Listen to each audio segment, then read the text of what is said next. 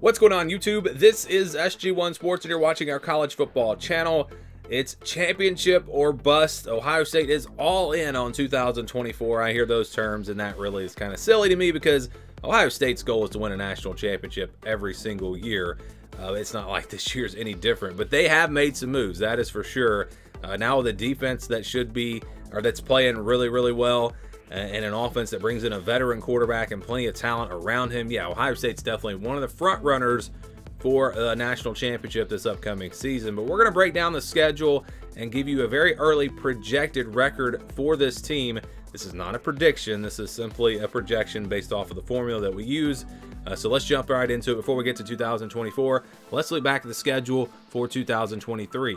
Here is the schedule from last year for Ohio State. You can see just the one loss in the regular season to Michigan. It was a schedule that did see them play Notre Dame in the non-conference. They played out of the West. They played Purdue. They played Wisconsin. They played Minnesota. Played Wisconsin on the road. Thought that might have been a tougher game in the preseason, but Wisconsin not quite as good as I expected. Still a pretty solid team, but it really didn't matter who you played. And I think I've said this before. It didn't really matter who you played out of the West because the West just was not going to be competitive against the big three out of the East. But overall, pretty tough schedule with Notre Dame there in the non-conference. But let's look at this 2024 schedule with, of course, the new teams coming into the Big Ten. Before we go game by game, let's break it down and first look at the non-conference. So this is a pretty easy non-conference schedule. Let's be honest here. Akron, Western Michigan, and Marshall. And it feels like, I haven't gone through every team yet, but it feels like these teams in the Big Ten are kind of taking it easy in the non-conference in year one because you don't know what's going to happen, how things are going to look now with this new Big Ten, with the new 12-team playoff. I don't know what the future is really going to look like in non-conference scheduling. Is it going to make teams want to schedule the big non-conference games, or maybe they shy away from them because they don't want to risk an extra loss now that you have 12 spots to get in the college football playoff? There are different ways of looking at it. I really feel like those non-conference games are a lot of times really more for recruiting. But anyways, that's the non-conference, not bad. And then you go to the home games: Akron, Western Michigan, Marshall, Iowa, Nebraska, Purdue, Indiana, and Michigan. So 5 games at home in the Big Ten. That means only 4 road games, and with no road non-conference games, that means they only have 4 road games. That's it. So Ohio State, 8 games at home, 4 games on the road. And so those road games will be at Michigan State, at Oregon, at Penn State, and at Northwestern. So a pretty tough road schedule, especially with Oregon and Penn State. Northwestern was a surprise last year. We'll see what they look like this year. And then Michigan State, will they make a big jump this year with a new head coach? That's a pretty tough place to play when they're rolling. So yeah, that's a decent way schedule there for Ohio State. But you look at the big picture here, they will open up with Akron on August the 31st. That'll be a home game again. Western Michigan the next week. So what is really weird about this schedule is they have a bye week in week 3 between Western Michigan and Marshall. That is just strange. I don't know how that happened. I'm sure they would have much rather go ahead and play a Big Ten game right there and then have a bye week later. But that's just the way it worked out.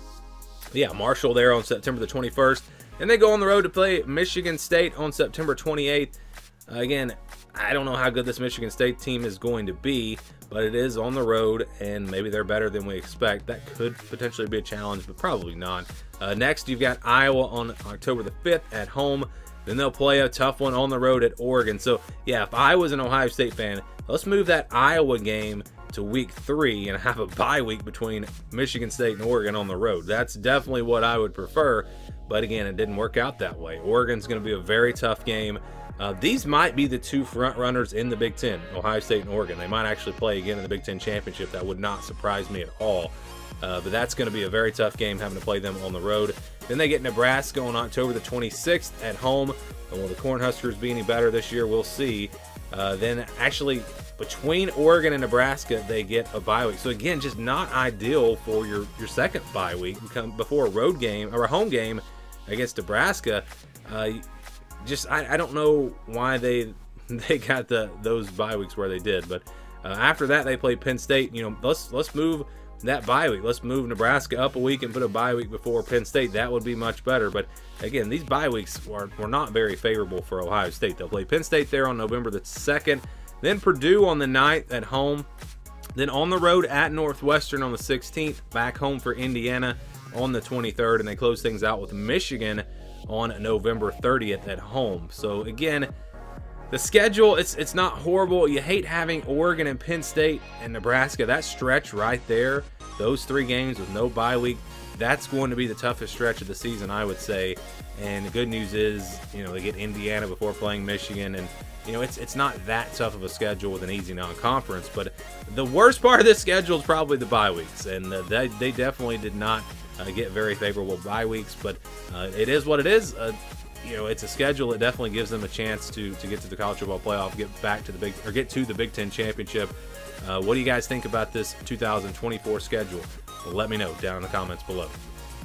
Here were some of the projections from last year. Of course, Ohio State going 11-1. Our projection had them at 10-2. Remember, the projection's usually a bit conservative. My prediction was 11-1.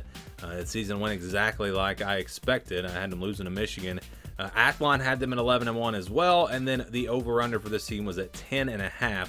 So right there at 10-2, 11-1, that was the projection for them last season, and they lived up to that. So let's get to 2024. Again, here's the schedule.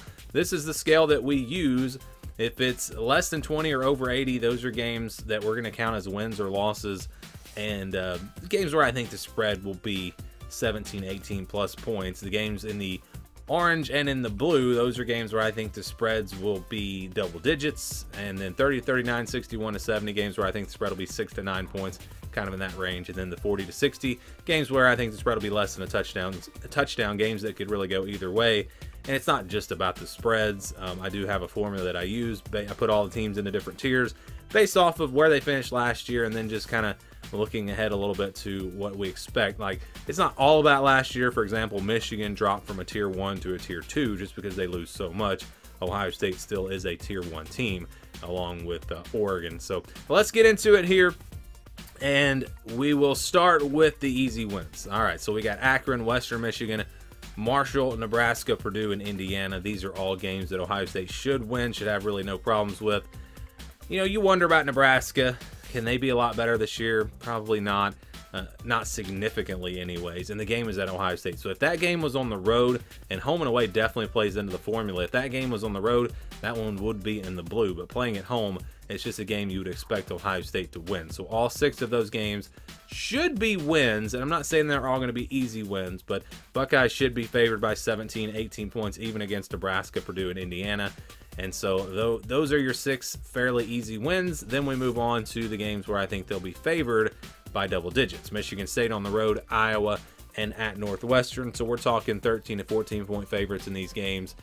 Iowa is always interesting, but it's at home. Again, that's a game that if it was on the road would be in the purple, but because it's at home, it's in the blue. Michigan State, I mean, maybe they're a lot better. And that's why these are not predictions, because we just don't, I haven't fully evaluated all the teams. We haven't made it through spring, and Michigan State might be looking better than what we think. But right now, we don't think that team's going to be great. Again, this does favor way heavily towards last year and how the teams were last year.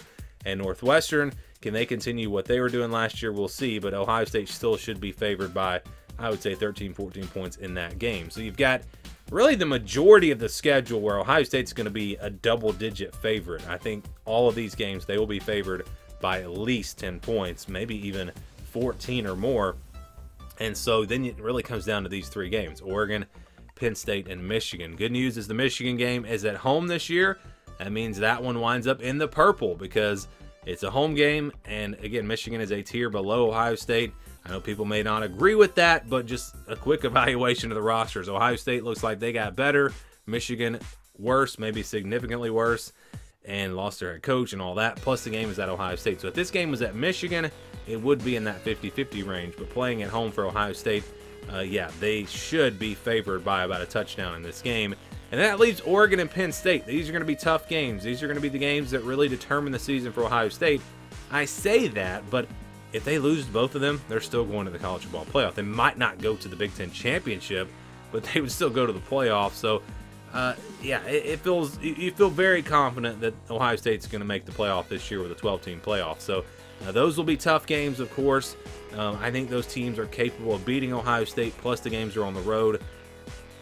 Right now I'd probably favor Oregon by a field goal, and I'd probably still favor Ohio State by about a field goal over Penn State. But both of them are very close and I think could go either way. And so, again, those are your 50-50 games. So, to do the formula here, we count the green games as 100%. We count the blue games as 75%. Michigan is counted as 65%. Oregon and Penn State count as 50%. You average all that out, and you get a projection of 10-2. So 10-2 for Ohio State. That's actually a really high projection because with the new conferences and with the new schedules, it's a lot tougher to get to 10-2 or 11-1 or especially 12-0. We might not see a 12-0 team this year. In fact, I would not be surprised at all if we don't see a 12-0 team. It's just going to be a different year.